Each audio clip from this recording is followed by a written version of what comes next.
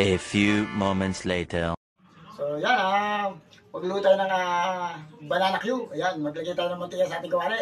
So mahinang apoy lang yung ating gagamitin dyan para hindi masunog ating asukal. So yan, ilagay na po natin yung ating pinakasaging ng ating banana Q.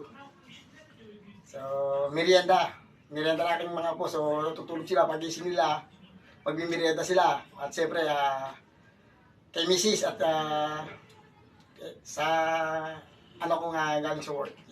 So yan, lagyan natin ng asukal. So may nating apoy natin para hindi tayo masunog ng ano. So yan, imikis-mikis lang po na natin yung ating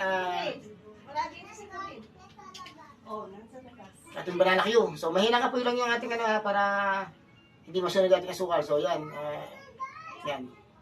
Bali-balik lang po natin mga kambalisius. So yan, yun.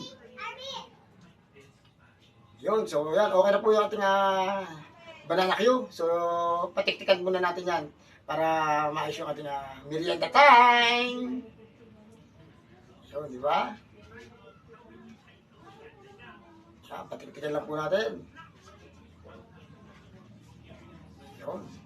Few moment, yun. So, yan, ilagay na po natin sa ating plato, i-prepare po natin para mamaya ready to serve na at ready to eat. Merienda time. Yun. At siyempre yan, okay na po yung ating simpleng merienda, banana Q.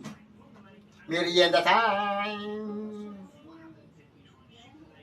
Yun.